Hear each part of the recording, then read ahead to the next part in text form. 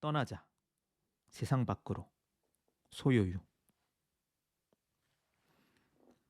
장자 4편에는 각각 3글자의 제목이 붙어 있습니다. 이 제목은 누가 붙였는지 정확히 알 수 없으나 후대 장자 편집자 가운데 하나가 자신의 해석을 담아 붙인 것으로 보입니다. 따라서 장자 본문을 자유롭게 읽기 위해서는 제목을 가리고 보는 게 좋습니다. 그러나 1000년 넘게 불린 제목이라 제목은 그대로 두되 이를 풀이하지는 않고 대략적인 내용을 솎아 별도의 제목을 붙였습니다. 소유편은 곤과 붕이라는 거대한 존재로 시작합니다. 이들은 까마득히 먼 데서 나타나 도무지 헤아릴 수 없는 크기로 독자를 압도합니다. 이 크고 알 수 없는 존재의 이야기로 장자를 시작하는 것은 그만큼 다른 이야기를 하겠다는 선언이기도 합니다. 더불어 멀리 떠나자는 권유이기도 합니다. 모험이라 불릴 만한 경험. 장자는 일상을 벗어나 어디론가로 우리를 초대하고 있습니다. 저 멀리 아득한 북쪽 바다에 물고기가 있어. 그 이름은 곤인데 그 크기가 몇 천리나 되는지 알 수 없지. 이 물고기는 새가 되는데 그 이름은 붕이야. 그 크기가 몇 천리나 되는지 알 수 없지. 날개를 펄럭이며 하늘 높이 날아가면 날개는 마치 하늘의 구름처럼 보여. 이 새는 바다를 뒤흔들며 아득한 남쪽 바다로 날아가. 아득한 남쪽 바다란 천지, 하늘의 연못이라 할 만한 곳이야. 재해라는 기이한 책에도 기록되어 있어. 붕이 남쪽으로 날아갈 때 물이 삼천리나 높이 솟아. 붕은 회오리 바람을 타고 까마득히 9만 리를 올라가 거기서 반년토록 쉰다고 해. 아지랑이가 하늘거리고 티끌이 날아다니며 살아있는 것들이 숨을 쉬어. 하늘은 푸르고 푸른데 그게 본래 그 색깔일까? 아니면 까마득히 멀어 다 헤아릴 수 없기 때문일까? 저 높은 곳에서 아래를 내려다 볼 때에도 그럴 거야. 물이 충분하지 않으면 물이 충분히 많지 않으면 커다란 배를 띄울 수 없어. 바닥에 움푹 파인 곳에 컵에 물을 엎지른다고 해. 그럼 거기에 티끌을 배로 삼아 띄울 수 있을 거야. 그렇다고 컵을 띄워보겠다고 하면 바로 바닥에 닿아. 얕은 물에 큰 것을 띄우기 때문이지. 마찬가지로 바람이 충분하지 않으면 커다란 날개를 띄울 수 없어. 붕새가 9만 리를 올라간다는 것은 그만큼 바람이 아래에 있다는 거야. 그제야 바람을 타고 날아갈 수 있어. 푸른 하늘로 날아오르면 거칠 것이 없지. 그렇게 붕새는 남쪽으로 날아가. 그런데 매미와 메추리는 붕을 보고 비웃는단다. 우리는 바짝 힘을 내어 날아가면 나무에 부딪히는 게 고작이야. 그러다 나무에 닿지 못하고 땅에 처박히는 일도 있어. 그런데 못하러 9만 리를 올라가 남쪽으로 날아가고 그런담. 들로 소풍을 떠나는 사람은 새끼를 먹고 돌아와도 여전히 배가 불러. 백리길을 떠나는 사람은 밤새워 곡식을 찧어야 해. 천리길을 가는 사람은 어떨까? 석 달간 양식을 모아야 하지. 저 매미나 메추리가 무엇을 할까? 작은 알은 커다란 알에 미치지 못하고 작은 삶은 커다란 삶에 미치지 못하는 법이야. 어떻게 그런 걸 아느냐고? 아침에 피는 버섯은 금음을 알지 못하고 매미는 봄과 가을을 알 수 없어. 작은 삶이란 이런 거야. 초나라 남쪽에 명령이라는 나무가 있는데 500년을 봄으로 다시 500년을 가을로 산다고 해. 저 먼 옛날에는 대춘이라는 나무가 있었대. 8천년을 봄으로 8천년을 가을로 살았다지. 그런데 요즘 사람들은 팽조가 오래 살았다고 떠들어대면서 그만큼 살았으면 좋겠다고 하니 애달지 않겠냐고. 탕임금이 극에게 물었다는 것도 이런 이야기야. 풀조차 제대로 자라지 않는 북쪽, 아득하고 컴컴한 바다가 있대. 그것을 천지, 하늘의 못이라 하지. 거기 물고기가 한 마리 있는데 크기가 몇 천리나 된단다. 그 크기를 아는 사람은 없어. 다만 이름이 있는데 곤이라 해. 거기에 또 새가 있는데 그 이름은 붕이야. 마치 태산처럼 커서 날개를 펼치면 하늘에 들이운 구름과 같아. 회오리 바람을 타고 빙빙 돌며 구말리를 올라가 구름을 뚫고 푸른 하늘에 이르면 남쪽으로 떠나. 남쪽 아득하고 컴컴한 바다로 가는 거야. 그걸 보고 메추리가 이렇게 비웃는단다. 저놈은 또 어딜 가는 거야? 나는 팔짝 뛰어 날아올라도 고작 몇 미터를 날지 못하고 땅에 떨어지는데 말이야. 숲속에서 이리저리 날아다니면 됐지. 또 어딜 갈 필요가 있겠어? 이렇게 작은 것과 큰 것은 달라. 그러므로 지혜가 관직 하나에 어울릴 만한 사람, 품행이 고을 하나를 다스릴 만한 사람, 군주 하나를 섬길 만한 덕을 갖춘 사람, 한 나라를 다스릴 만한 능력을 갖춘 사람 따위는 메추리처럼 자신을 본단다. 송영자는 빙글에 이런 사람들을 비웃지. 그는 세상 사람이 모두 그를 칭송해도 신나지 않고 세상 사람이 모두 그를 비난해도 물러서지 않는 사람이야. 안과 밖의 구분을 확실히 하고 명예와 치욕의 경계를 분간할 뿐이야. 그러나 그렇게 대단한 건 아니야. 세상 일에 대해 서두르지 않을 뿐이니 여전히 아직 부족한 구석이 있어. 그런가 하면 열자는 바람을 타고 다녔다고 해. 시원하고 좋았겠지. 보름을 떠났다가 돌아오곤 했어. 그렇게 그는 복을 바라는 일 따위에 연연하지 않았어. 열자는 두 발로 걸어 다니지 않을 정도였다지만 그래도 의지하고 있는 게 있었잖아. 만약 천지의 온전함을 타고 우주의 기운을 움직이고 끝없는 세계에 논인다면 어떨까? 그러면 또 무엇에 의지하겠어? 그러므로 이런 말이 있지. 지극한 사람에게는 자기가 상관없고 신묘한 사람에게는 공적이 상관없고 성인에게는 명성이 상관없다고.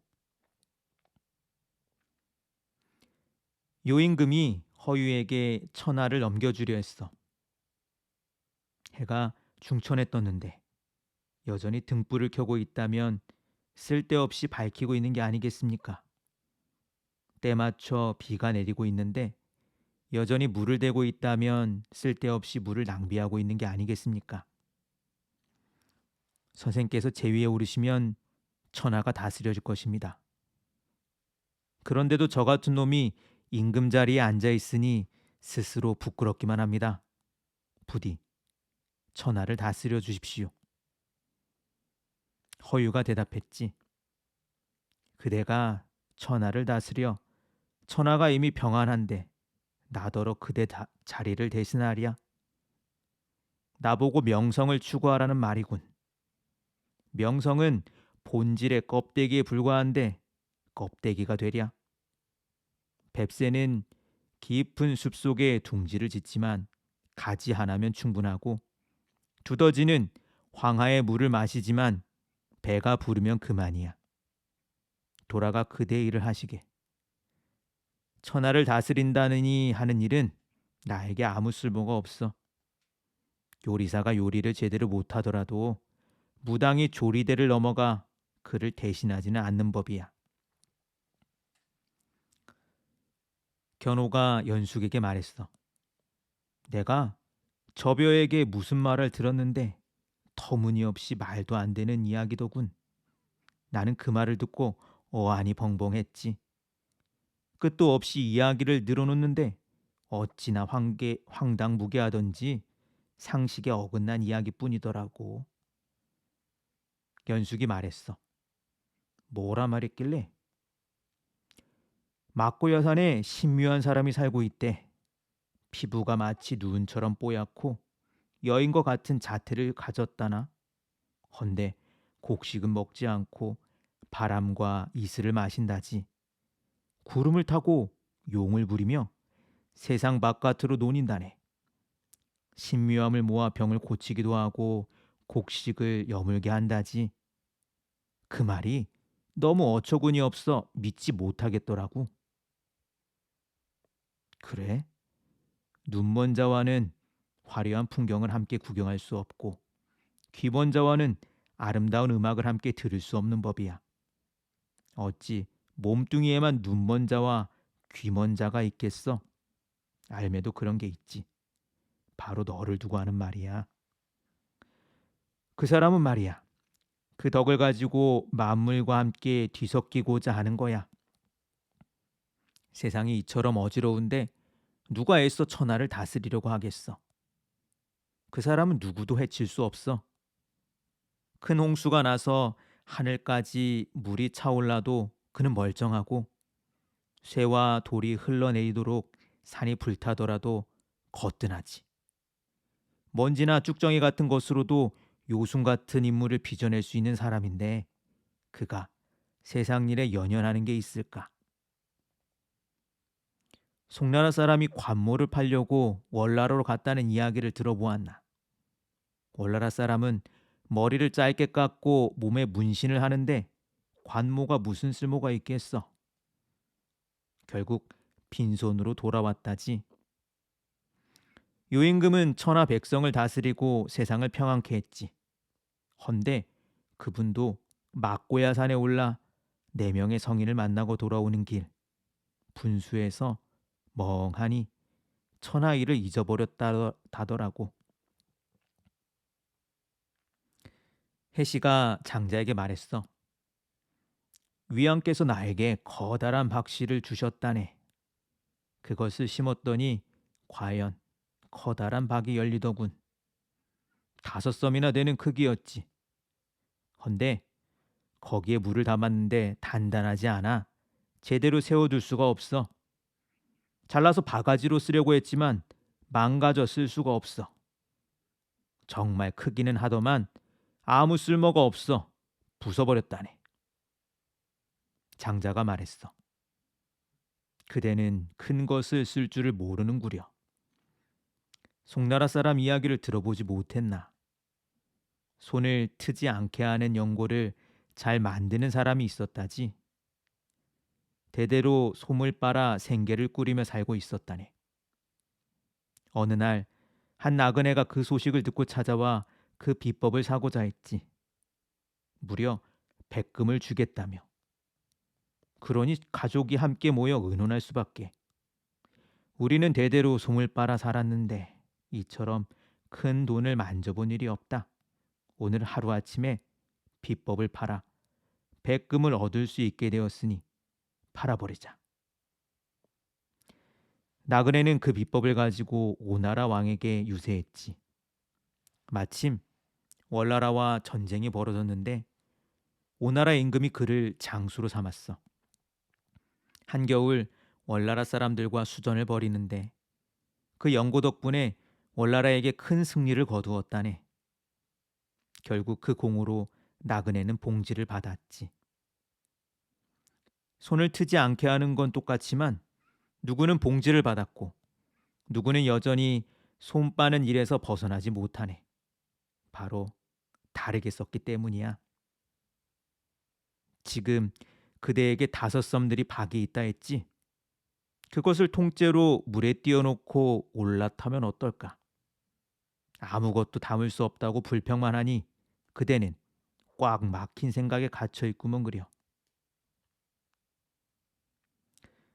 또 다른 날 해시가 장자에게 말했대. 나에게 커다란 나무가 있어. 사람들이 그걸 못쓸 나무라 부르더군. 밑동에는 옹이가 있어 재단에 쓸 수가 없고 가지는 이리저리 휘어져 물건을 만들 수가 없어. 떡하니 길 한복판에 심어져 있지만 목수가 쳐다보지도 않아. 자네가 꼭 그런 꼴이네. 크기만 하고 쓸모가 없으니. 그러니 사람들이 자네를 무시하는 게야. 장자가 말했어. 살쾡이를 알고 있는가? 몸을 낮추고 기어가 작은 동물을 덮치지. 이리저리 뛰어다니며 오르락 내리락 하며 제 세상인데 쏘다니다가도 덫에 걸려 목숨을 잃어버려. 저 커다란 손은 어떤가? 하늘의 구름처럼 커다란 몸집을 가지고 있어. 크기는 하다만 굼떠서 쥐새끼 한 마리도 못 잡지. 큰 나무가 있다 했던가? 그게 쓸모가 없어 걱정이라고. 그것을 어느 것도 없는 가 없이 막막한 들판에 심어둔다면 어떨까? 어슬렁거리며 그 곁을 돌아다녀도 좋고 느긋하니 그 아래서 잠을 자도 좋지. 잘려나갈 일도 없고 해칠 사람도 없을 거야. 쓸모없다며 고민할 필요가 뭐 있겠나.